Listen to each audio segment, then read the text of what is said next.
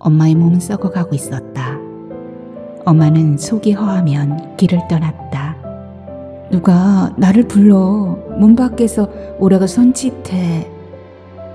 엄마가 눈물을 흘리는 모습을 본 적이 없었다. 엄마의 등에 구멍이 생겼다. 엄마는 죽음도 뜻대로 된다고 생각한 모양이었다. 허나 삶이 그렇게 만만한가? 더 산다는 게 얼마나 고통인지, 스스로 목숨을 끊지도 못하는 고통이 얼마나 큰 형벌인지 엄마는 알아야 했다. 여보, 사랑해. 한평생 나의 반려자가 되어줘서 고마워. 누군가를 부르는 단순한 호명에도 한평생이 담겨 있다는 걸 알았다. 엄마가 의식 없이 사느니 차라리 흙 속에서 썩는 것이 나을 것이다. 고마워. 잘했어.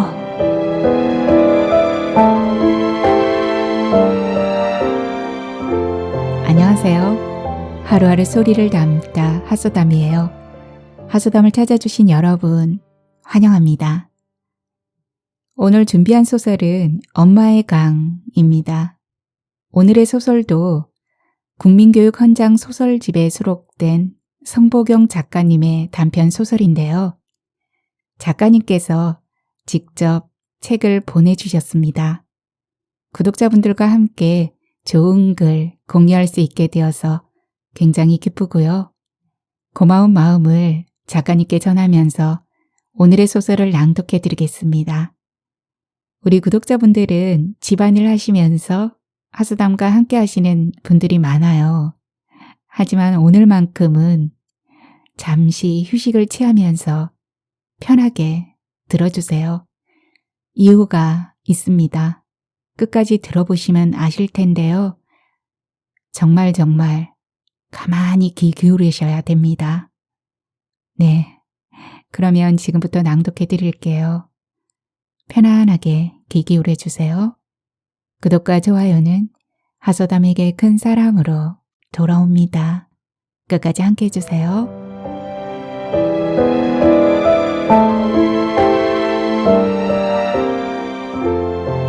성보경. 아버지가 헛기침하며 방문을 열고 들어왔다. 아버지는 엄마 곁에 서서 흰 무명요 위에 누운 엄마를 내려다보았다.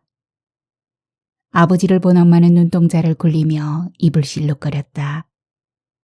엄마 얼굴이 빨갛게 변했다. 차츰 목과 귓불, 듬성듬성한 머리카락 사이로 보이는 두피까지 붉게 달아올랐다. 아버지, 잠깐 나가 계세요. 엄마가 이상해요.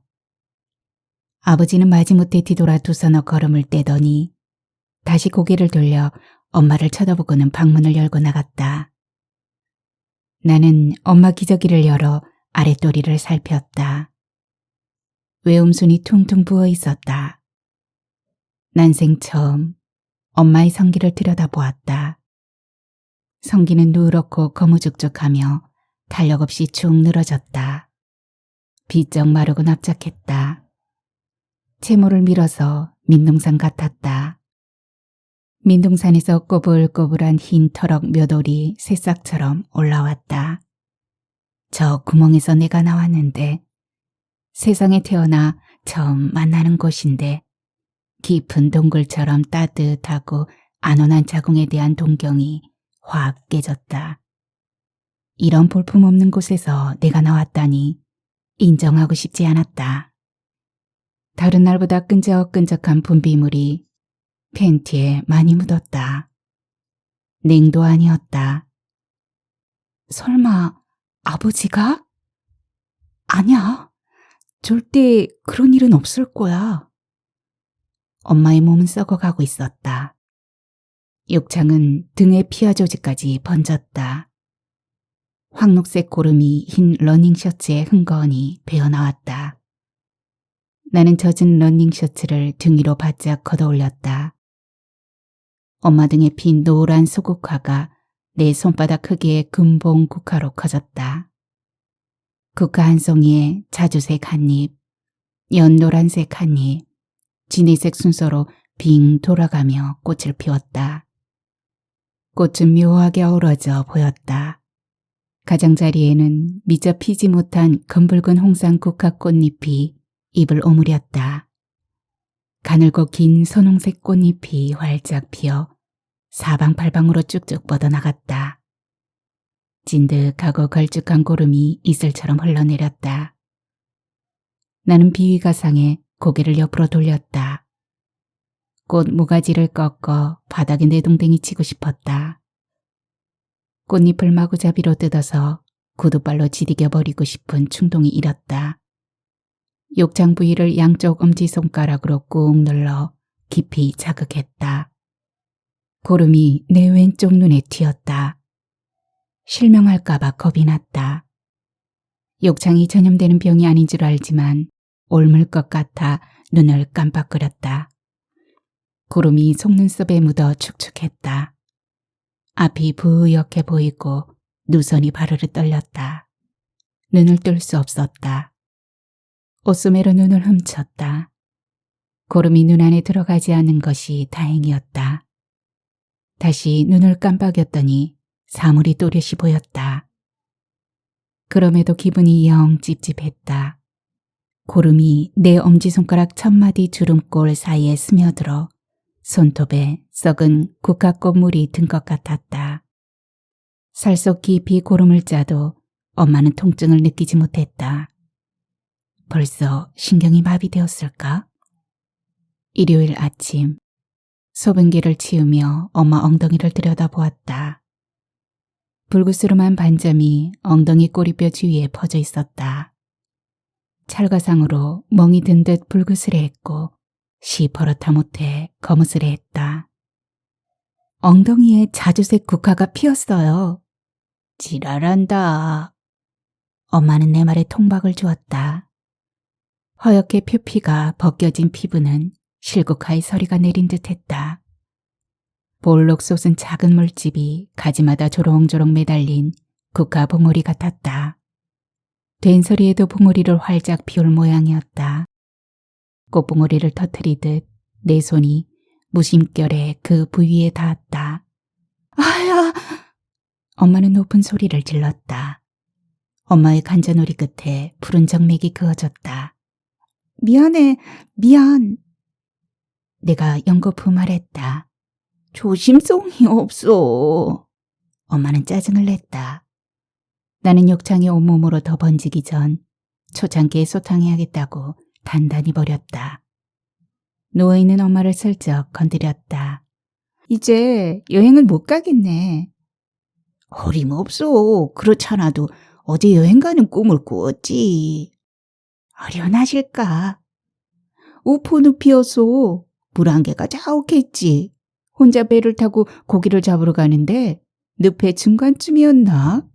거기서 큰 바위를 봤어. 바위가 엄청 잘생겼더라. 그 바위에 내 이름을 새겼어. 또박또박 정성을 다하고 마지막 한자를 쓰는데 그만 해가 떠오르고 안개가 그쳤지 뭐니. 그러다 깼지.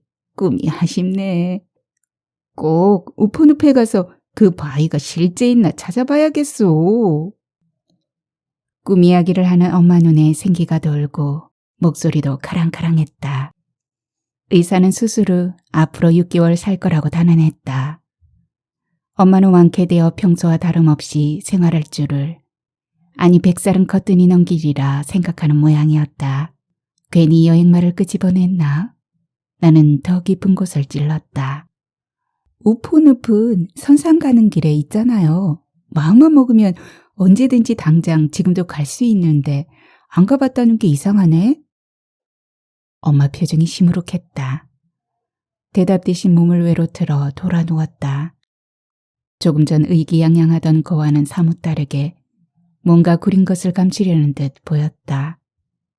가장 가보고 싶다고 소원하던 곳이 일상의 생활권 안에 있었다니 뜻밖이었다. 엄마의 성격에 유럽 일주 호화 크루즈 여행을 하고 옵션으로 홍콩에서 명품을 쇼핑하는 거라면 모를까. 아니면 남극의 극지에 오로라를 보러 간다면 차라리 이해하기 쉬웠다. 어쩌면 생전 마지막 여행이 될 수 있을 거였다. 그런데 꿈속에서 봤다는 이유로 우푼읍을 가려고 하다니 여행이란 쉽게 갈 수 있는 곳은 가기 어렵고 가까이에 있는 곳이 가장 먼 곳인지 몰랐다. 먼 나라 국립공원은 가기도 하지만 동네 근린공원은 가보지 않을 수 있듯이 말이다.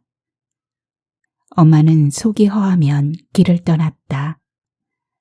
자식이 입시를 사나흘 앞두어도 개념치 않고 떠났다. 나는 엄마가 여행 가는 것이 싫었다. 엄마 대신 내가 집안 살림을 하면서 학교에 다녀야 했기 때문이다. 아버지는 엄마가 여행에서 돌아올 때까지 제대로 일을 못하고 잠도 설쳤다. 수시로 현관문을 열었다 닫았다 하며 들락거렸다. 엄마가 없는 걸 뻔히 알면서 엄마 왔나? 자꾸 묻곤 했다. 곁에 있으면 다정하게 굴지도 않으면서 엄마를 찾았다. 나는 그런 아버지를 지켜보는 것이 고역이었다. 고3 가을이었다. 엄마는 3박 4일 일정으로 설악산을 갔다. 나는 야간 자율학습을 마치고 11시쯤 집으로 돌아왔다. 엄마는 막 도착했는지 여행복 차림 그대로였다. 책상 위에 큰 지도를 펼쳐놓고 뭔가 열심히 적고 있었다. 설악산에는 붉은색으로 표시가 되어 있었고 그 위에 다시 파란색으로 동그라미를 그렸다. 한 번 다녀온 곳에는 까만 동그라미, 2번 다녀온 곳엔 붉은색, 3번 다녀온 곳엔 파란색, 그 이상 다녀온 곳엔 노란색 세모로 표시했다. 유채꽃이 필 때 다녀온 제주도에는 노란색이 칠해져 있었다. 무슨 표시예요? 그림지도 그려요? 내 흔적. 색색이 칠해진 지도는 단풍이 든 산 같았다. 근데 왜 혼자 찍은 사진밖에 없어요? 다른 사람과 찍기 싫어. 내 영역을 빼앗긴 것 같아서. 여행은 가는 곳마다 영역을 확대해 나가는 거야. 엄마는 나를 쳐다보며 말했다. 사진 하단에는 장소와 날짜가 적혀 있었고 귀퉁이에는 사인이 되어 있었다. 사진 속 풍경을 여기는 내 거라고 소유권을 주장하는 것 같았다. 엄마가 중년이 되었을 때 길떠남은 여행이지만 젊었을 적 길떠남은 병이었다. 엄마는 생리 날짜가 다가오면 훌쩍 집을 떠났다. 아버지가 설득해 말리고 붙잡아 들여앉히고 감금해도 소용이 없었다. 누가 나를 불러. 문 밖에서 오라가 손짓해. 환청이나 환시에 시달리는 엄마는 혼이 빠진 사람 같았다. 그렇게 나가서는 봉두난발 거지꼴로 돌아왔다. 어느 때는 단아한 기부인 티를 내며 돌아온 적도 있었다. 그동안 밖에서 무엇을 했는지 기억조차 못했다. 아니 일부러 기억하기 싫었는지 몰랐다. 그리고는 천연스레 배시시 웃으며 일상생활을 꾸려나갔다. 아버지는 차마 말하고 싶어 하지 않는 눈치였다. 내가 채근했다. 간혹 배가 불러 들어오는 경우도 있었다. 자궁적출 후에는 그런 증상이 없었단다. 너도 이제 이해할 것 같아 속을 털어놓는다. 아버지는 술의 힘을 빌려 말했다. 회한에 젖은 아버지 표정이 쓸쓸했다. 혹여 나는 엄마가 밖에서 씨를 받아 낳은 자식이 아닐까 의심했다. 그래서 엄마가 나를 싫어하고 피하는 것이 아닌가. 나는 한동안 출생에 대해 고민했다.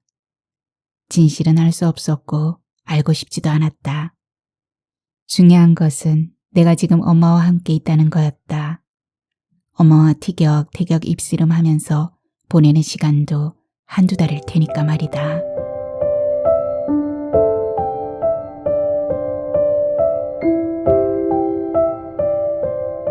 엄마는 눈으로 말했다. 뇌수술 후 언어장애로 차츰 말을 잃었고 시신경이 교란되어 옆으로 고개조차 돌릴 수 없었다. 엄마, 천장만 보지 말고 날 좀 봐요. 나는 엄마 동공을 빤히 쳐다보며 말했다. 엄마는 나를 보지 않으려는 듯 두 눈을 질끈 감았다. 나는 엄마의 오른손 손바닥에 내 손을 올려놓았다. 허연 각질이 벗겨져 까칠하고 딱딱한 엄마 손이 마른 국화 줄기 같았다. 엄마 손을 꼭 잡았다. 차디찬 손바닥은 서서히 따뜻해져 선홍색 국화가 피어난 듯 붉게 변해갔다. 내 오른쪽 손바닥을 엄마 왼쪽 볼에 가만히 대었다. 엄마는 내 손을 뿌리칠 힘이 없는지 내가 하는 대로 내버려 두었다. 사랑해요. 엄마는 내 말을 마음에 두지 않는 척하며 귀를 기울이는지 눈초리에 물기가 살짝 비쳤다. 우니까 진짜 내 엄마 맞네. 나는 손등으로 엄마의 눈물을 훔치며 말했다. 엄마가 눈물을 흘리는 모습을 본 적이 없었다. 외할머니가 돌아가셨을 때도 엄마는 눈물 한 방울 흘리지 않았다. 부부싸움을 해도 운 적이 없었다. 아무리 어렵고 힘들어도 짱짱한 오기로 맞서 견디는 사람이었다. 너 집에 안 가니? 내가 엄마 간호할 테니 걱정하지 말고 가거라.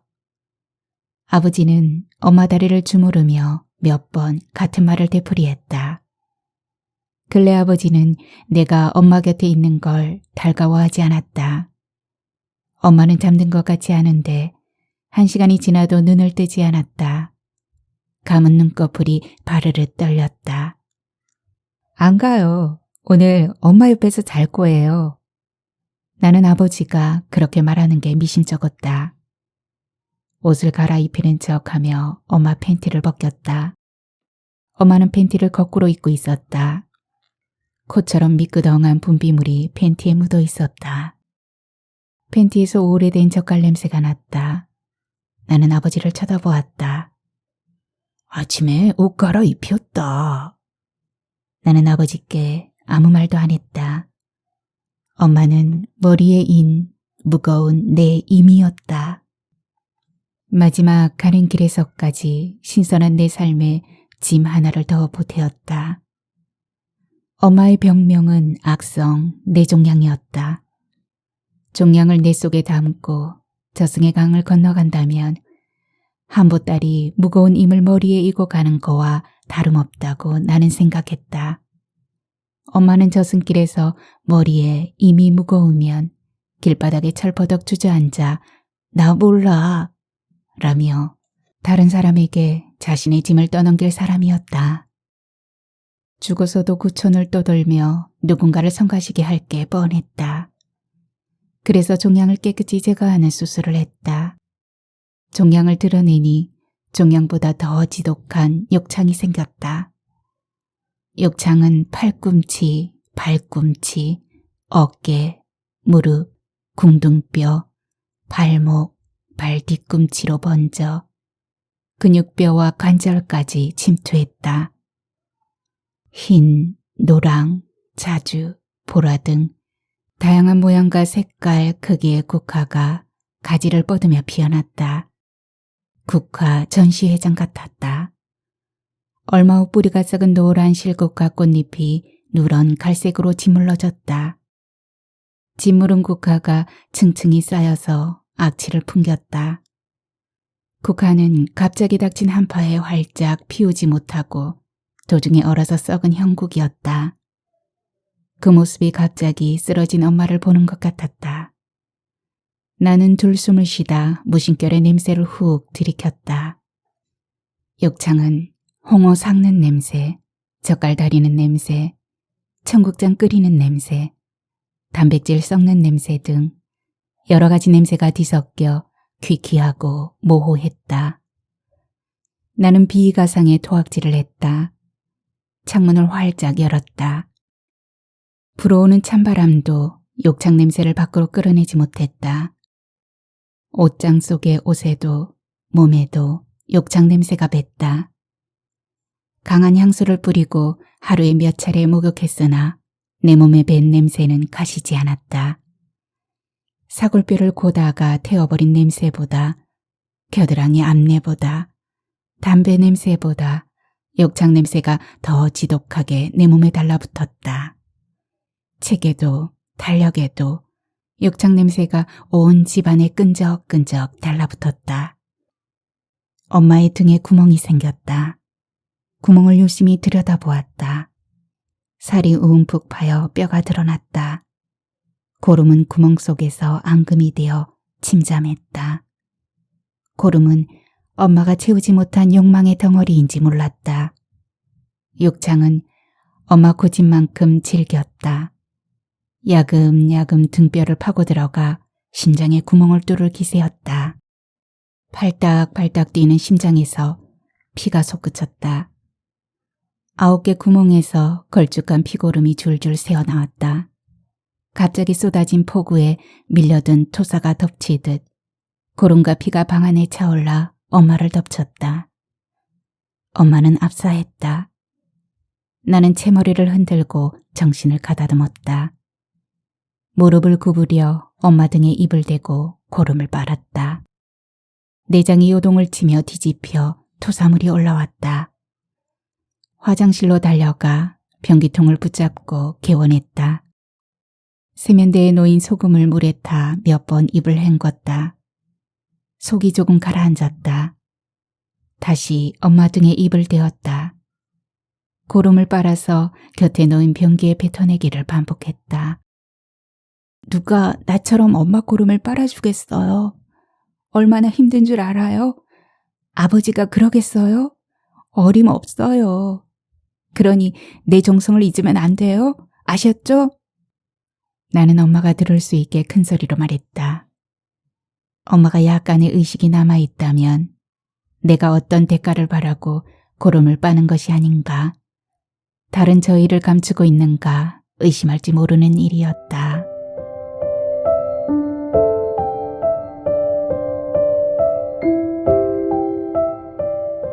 난 절대 오래 안 살 거다. 엄마는 무심히 입버릇처럼 말했다. 그런 무책임한 말이 어디 있어요. 엄마는 떠나면 그만이고 남은 사람은 어떻게 되든 상관없다는 거예요? 나는 엄마한테 버림받은 듯 서운했다. 그 말이 뼈에 모처럼 박혀 가슴을 파고들었다. 그런데 죽음의 강으로 가는 길을 곁에서 지켜보니 엄마가 말했던 의미와 심정을 조금은 알 것 같았다. 자신의 의지로 감당할 수 없는 9개 구멍에서 쏟아져 나오는 오물을 남에게 보이고 싶지 않다는 거였다. 썩어가는 몸으로 비참하게 생을 이어가기보다 짧고 굵게 살다가 제대로 된 사랑꼴을 하고 있을 때 편히 가고 싶다는 뜻이었다. 엄마는 죽음도 뜻대로 된다고 생각한 모양이었다. 허나 삶이 그렇게 만만한가. 욕창이 번질수록 희망을 무지락스럽게 부여잡았다. 희망만큼 끈질기고 잔인한 것이 있을까? 병원에서 집으로 돌아왔을 때였다. 수술 후 회복에는 개고기가 최고야. 개소주 좀 해와라. 무슨 개소주를 먹어요? 걔만 보면 기겁하고 도망가는 사람이. 나는 투덜거렸다. 엄마는 앞집개한테 다리를 물린 적이 있었다. 그 후로 애완견 새끼를 봐도 무서워서 피하고 싫어했다. 엄마는 개소주를 먹다가 토하면서 다시 먹곤 했다. 나는 그런 생애 집착이 역겨웠다. 개소주를 알맞게 데워서 쟁반에 받쳐들었다. 무심코 엄마 방문을 열었다. 아버지가 무릎을 구부린 엉거주춤한 자세로 엄마 곁에 있었다. 아버지는 몰래 숨어서 무엇을 하다 들킨 사람처럼 놀란 표정이었다. 바지 지퍼가 열려 있었다. 아버지는 엉덩이에 걸쳐진 바지를 축혀 올렸다. 노크 좀 하고 다녀라. 벌컥 화를 내었다. 엄마는 얼굴에 약간 홍조를 띠고 묘한 표정을 띄었다. 눈알이 빠르게 움직였다. 눈빛이 불안해 보였다. 잠옷 바지는 벗겨져 무릎쯤에 걸쳐졌고 꽃무늬 팬티를 입고 있었다. 아버지는 내 눈치를 보며 기색을 살폈다. 네 엄마가 개소주를 먹어서인지 오줌이 누고 싶다고 해서. 아버지는 묻지도 않은 말을 자꾸 반복해 말했다. 난처하면 같은 말을 반복하는 것이 아버지 버릇이다. 엄마 곁에 놓인 소변기에는 오줌이 들어있지 않았다. 제가 할게요. 그래라. 아버지는 마지못해 방을 나갔다. 나는 소변기를 엄마 엉덩이에 대었다. 엄마는 억지로 오줌을 누는지 몇 방울을 찔끔거렸다. 오줌에서 고기 누린내가 났다. 하루는 승복을 입은 사람이 찾아왔다. 두 술만 외워도 병이 나아요. 그 사람이 말했다. 낫게만 해준다면 개종하지요. 엄마는 평생 믿어온 종교도 버린다며 단숨에 대답했다. 그 사람이 가고 난 뒤 점심때였다. 식탁 위에 엄마가 좋아하는 갈치구이를 올렸다. 갈치 3토막을 엄마 혼자 다 먹었다. 저녁 때 또 먹을 거니까 먹지 말고 놔둬. 다른 사람은 갈치에 젓가락도 못 가게 했다. 엄마는 갈수록 돈에 집착했다. 현금을 베개 안에 넣고 베고 잤다. 돈을 쌓아놓고도 돈이 없다고 자신의 병원비 한 푼 내놓지 않았다. 엄마의 욕심이, 고집과 오기가, 지은 죄가 욕창으로 나타나는지 몰랐다. 엄마는 내가 알지 못하는 무슨 죄를 지었기에 혹독한 죄값을 치르는 것일까? 악업이 있었을까? 차마 말하지 못한 비밀은 무엇일까? 나는 자기장 문을 조심히 열었다. 먼저 작은 서랍이 눈에 들어왔다. 서랍을 열었다. 그 안에는 열쇠 꾸러미와 도장이 들어있었다. 아래쪽 큰 서랍을 또 열었다. 공과금 영수증과 단추가 보였다. 개켜놓은 옷 사이를 샅샅이 뒤졌다. 가지런히 정돈된 옷이 헝클어졌다.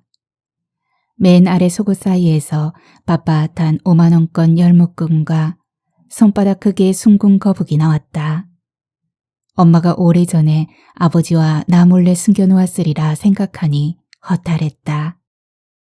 내가 비닐하우스에서 국화 재배를 할 때였다. 나는 이웃 사람들에게 돈을 끌어다 썼다. 이자를 갚기 위해 캐피탈에서 대출을 받았다.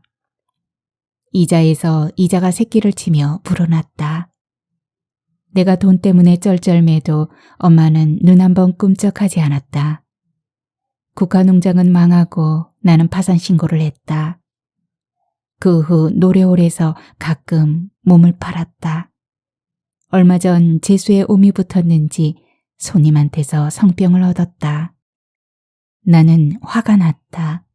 엄마를 노려보았다. 이 돈 혼자 다 쓰고 가란 말이에요. 다 쓰기 전에 절대 못 죽어요. 누구 마음대로 죽어.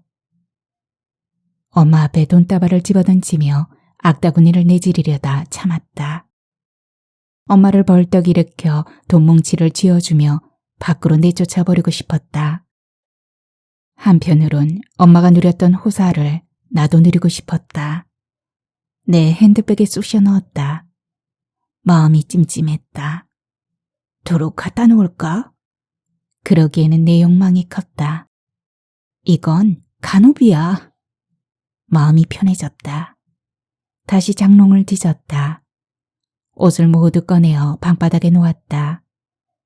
오래된 누런 신문이 장롱바닥에 깔렸었다. 신문을 걷어내다 신문이 반으로 찢어졌다. 신문 밑에 색이 바랜 흑백 사진 한 장이 눈에 들어왔다. 오래된 무덤을 발굴한 듯 의심연스러우면서도 묘한 호기심이 일었다. 사진 속에는 세일러복을 입고 갈래머리를 따은 여학생과 교복을 입고 교모를 쓴 남학생이 나란히 누워 있었다. 사진을 꺼냈다. 교모 한가운데 고옷자가 유난히 도드라져 보였다. 여학생은 엄마였다. 남학생은 외모가 서구적이었다. 서양 사람인가? 아버지는 아닌데 누구지? 사진 뒤에는 낙태, 알아보기 어려운 희미한 연필 글씨를 써놓았다. 다시 사진을 들여다보았다.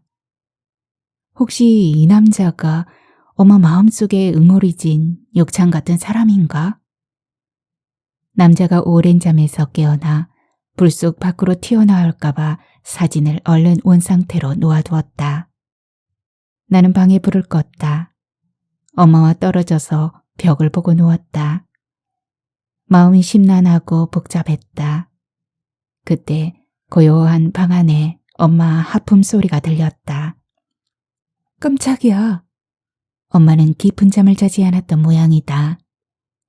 지금까지 내가 했던 말과 행동을 다 보고 소리를 듣고 있었던 걸까? 인간의 감각 중 청각이 제일 마지막에 남는다는 사실을 나는 잠시 망각했다. 가슴이 철렁 내려앉았다. 가슴 저 밑바닥에서 전기 충격을 받은 듯 찌릿하게 전기가 밀려와 정수리까지 소름이 돋았다. 미안했다. 엄마는 다시 입소리를 길게 내며 하품했다. 엄마 방 윗목에는 화려한 빛깔의 12자 자개 장롱이 버티고 있었다. 두 손을 합장한 성모상이 자개 문가 위에 놓여 있었다. 엄마는 반짝거리는 사지 하나도 성모상 앞에 꽃은 늘 장식했다. 성모상은 엄마를 지키는 수호신이었다.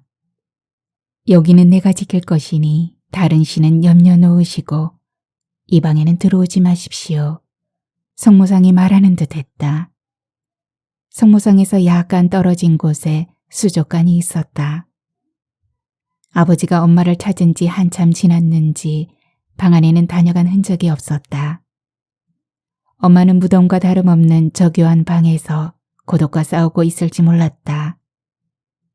두꺼운 커튼이 쳐진 방 안은 오후 2시에도 어두웠다. 나는 커튼을 창가로 걷고 형광등 스위치를 올렸다. 내 새끼손가락 크기의 바퀴벌레들이 갑자기 밝아진 방 안에서 혼미백산 흩어지며 장롱 밑으로 숨어들었다.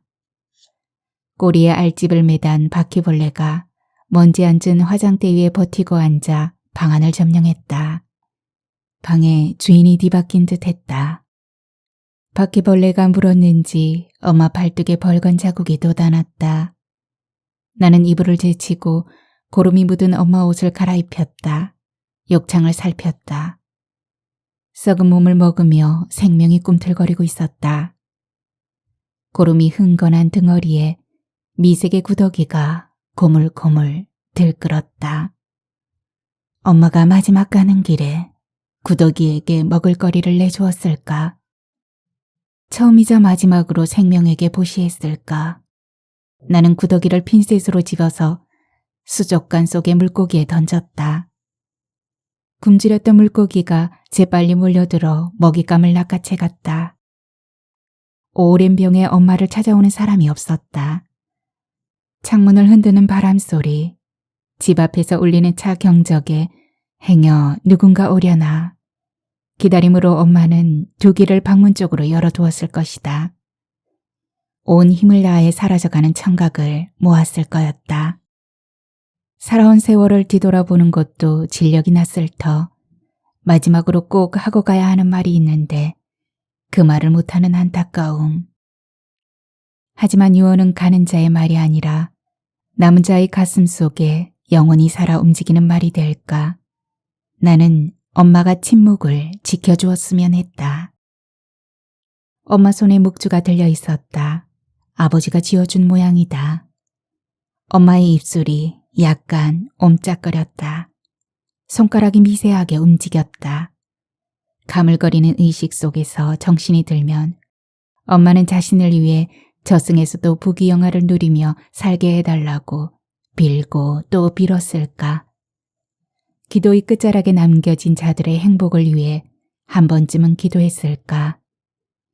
아직도 못다 이룬 욕망에 미련을 두고 남은 재산은 저 세상에서의 삶을 위해 무덤 속 부장품으로 넣어가려고 했는지 몰랐다. 하루에 골백 번 살아야겠다는 질긴 희망, 그만 포기해야겠다는 체념 사이를 오가며 싸우고 견디었을 거였다. 환각 상태에서 헛것이 보이고 강 너머 저승사자가 어서 건너오라고 손짓할 때 엄마는 평생 느껴보지 못한 무섬증과 두려움에 떨었을지 몰랐다. 방이 화나면 저승사자가 가까이 오지 않을 텐데 방 안에 제발 불 좀 켜주세요. 라고 속으로 간절히 원했을까. 나는 엄마 입에 억지로 미움을 떠넣었다. 엄마는 미움을 삼키지 못하고 입가로 줄줄 흘렀다. 나는 흘러내리는 미움을 숟가락으로 모아서 다시 입에 떠넣었다. 엄마가 미움을 한 모금이라도 더 삼켜야 했다. 나는 잘 벼른 칼로 약지를 베었다. 피가 주르르 났다. 엄마 입안에 흘러넣었다. 오래도록 살게 해주고 싶었다. 썩어가는 몸으로 하루라도, 1시간이라도, 아니 5분이라도 더 산다는 게 얼마나 고통인지, 죽고 싶어도 죽을 수 없는 고통이 어떠한지, 스스로 목숨을 끊지도 못하는 고통이 얼마나 큰 형벌인지 엄마는 알아야 했다. 엄마 입술과 입가에 미움 자국과 피 자국이 말라서 붙어 있었다.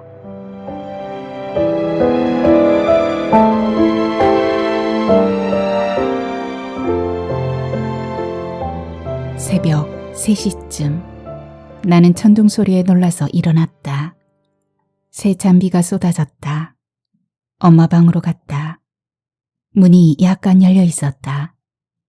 아버지가 엄마의 잠옷을 벗기고 있었다. 아버지는 한 곳에 집중하느라 내가 방문 앞에서 지켜보고 서 있는 줄 모르는 모양이었다. 가죽과 뼈만 남은 엄마의 알몸이 드러났다. 아버지는 전등을 끄고 촛불을 켰다. 촛농이 녹아 바닥으로 흘렀다. 엄마의 알몸이 촛불에 일렁였다. 아버지는 촛불 앞에서 속눈썹도 깜빡거리지 않고 한 점 흐트러짐 없이 한참 동안 서서 평생 함께한 세월을, 시간의 깊이를 주시하는 듯했다. 아버지는 손바닥에 아로마 향유를 서너 방울 떨어뜨렸다. 두 손바닥을 비볐다. 먼저 딱딱하게 굳은 엄마 발 뒤꿈치와 앞 발바닥에 발가락 사이마다 일일이 향유를 부어가며 섬세하고 정성 들여 마사지했다. 그리고는 무릎을 구부려 엄마 발등에 입을 맞추었다. 움푹한 볼과 강대뼈, 사각턱을 손바닥으로 부드럽게 문질렀다. 주름진 목과 빗장뼈를 지났다. 검은 젖꼭지와 앙상한 갈비뼈에 손이 머물렀다. 손가락으로 검은 젖꼭지를 살살 어루만졌다. 젖꼭지가 일어섰다. 아래로 내려가 등가죽과 맞붙은 배꼽에 향유를 부었다. 두 손바닥으로 배꼽 위를 향해 크고 작은 원을 그리듯 빗장뼈까지 마사지했다. 관절이 연결된 지점에서 간혹 성호를 긋기도 했다. 허벅지에서 종아리, 무릎뼈에서 복사뼈까지 마사지를 끝냈다. 아버지는 엄마 몸 위로 올라갔다. 첫날 밤을 치르는 새신랑처럼 수줍어했다. 나는 관계하는 아버지가 성스러워 보였고 장례 미사를 치르는 게 아닐까 착각이 들었다. 여보, 사랑해. 한평생 나의 반려자가 되어줘서 고마워. 아버지는 엄마 귀에 대고 부드러운 음성으로 소곤거렸다.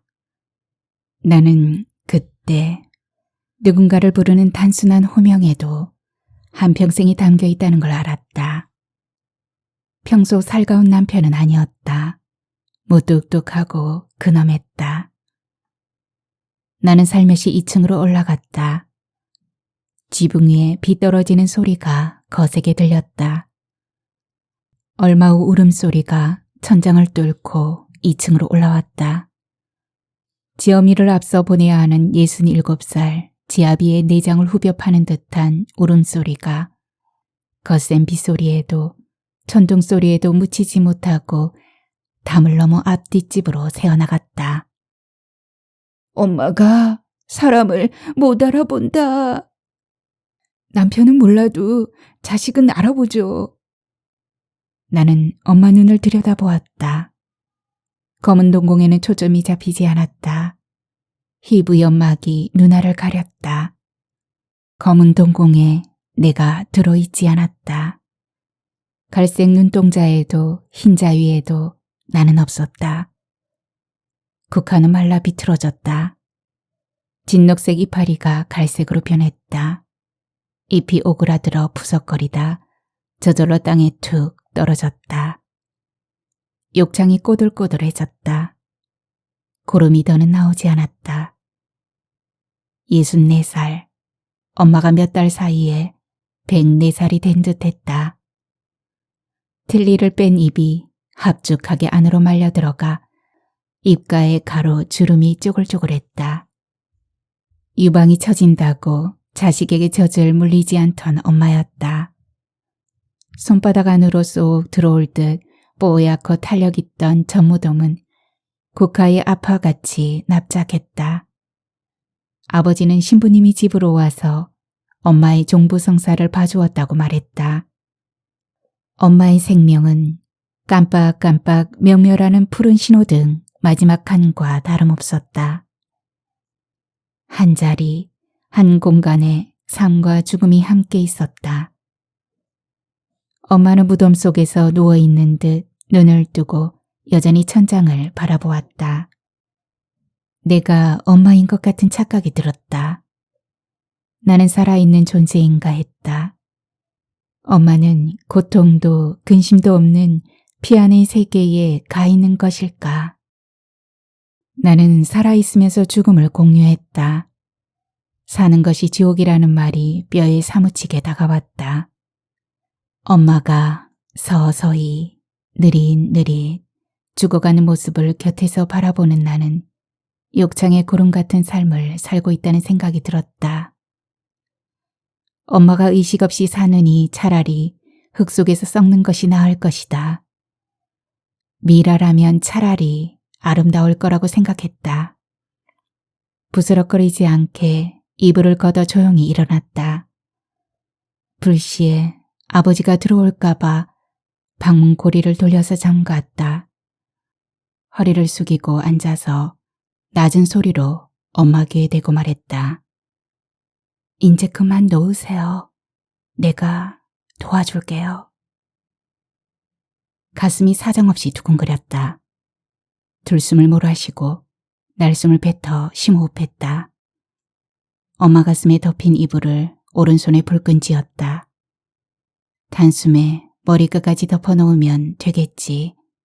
그런 후 방을 나가면 될 터. 한 번에 끝내야지. 잠시 후면 엄마는 편안해질 테지. 생각과 달리 이불은 조금씩 천천히 움직였다. 입을 덮었다. 긴 인중을 지나 콧구멍 아래에서 멈췄다. 따뜻하고 미세한 콧김이 손등에 전해졌다. 코와 눈 사이 거리가 지구 반대편처럼 멀리 느껴졌다. 콧대를 지나 눈밑 한 주름에 이불이 머물렀다. 얇은 이불이 쇳덩이처럼 무겁게 느껴졌다. 다시 심호흡했다. 재빠르게 눈동자를 싹 덮으려고 했다. 흰 각막에서 갈색 망막을 넘었다. 검은 동공 3분의 2를 덮을 때 갑자기 엄마 얼굴이 일그러지며 험악하게 보였다. 악마를 본 것 같았다. 너무 무서웠다. 한 번도 그런 엄마 모습을 본 적이 없는 전혀 낯선 얼굴이었다. 온몸에 털럭이 곤두서고 뒷목이 뻣뻣했다.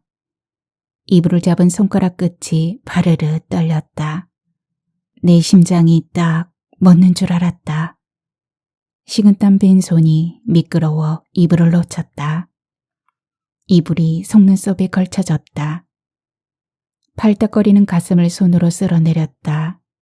도저히 겁이 나 더 할 수 없었다. 그만두려고 했다. 1, 2분 긴 시간이 흘렀다. 오랜 병시 중에 지칠 대로 지친 가족들 모습이 떠올랐다. 그들을 생각하자 진저리가 났다. 살아가는 모든 것이 징글징글했다. 얼른 이 생활에서 벗어나고 싶었다. 다시 용기를 내었다. 이불을 덮었다. 이불 위로 윤곽이 드러난 엄마의 입과 코를 두 손으로 꽉 눌렀다. 그리고 목을 움켜쥐고 손에 힘을 주어 꾹 눌렀다. 내 숨이 턱 막히는 것 같았다. 컥컥 마른 기침이 났다. 숨을 몰아쉬는 엄마의 거친 호흡이 손바닥에 전해졌다. 엄마가 마지막 힘을 발휘하여 내 손을 뿌리치며 벌떡 일어날까 더욱 악력을 가했다. 시간이 흘렀다. 아무런 미동을 느낄 수 없었다. 내 온몸이 식은땀으로 끈적였다. 이불을 걷어 엄마 가슴에 놓았다. 엄마는 두 눈을 흡뜨고 있었다. 흰자가 유달리 크고 앞으로 툭 튀어나와 보였다. 나는 오른손으로 엄마의 두 눈을 감겨드렸다. 편안해 보였다. 머리에서 가슴까지 여행을 가는데 엄마의 한평생이 걸렸다. 꼭 움켜쥐고 있던 두 손바닥을 펴드렸다. 고마워, 잘했어. 엄마 소리가 들리는 듯 했다. 나는 한동안 엄마 옆에 누워 있었다. 밖에서 방문 열라는 아버지 소리가 들렸다.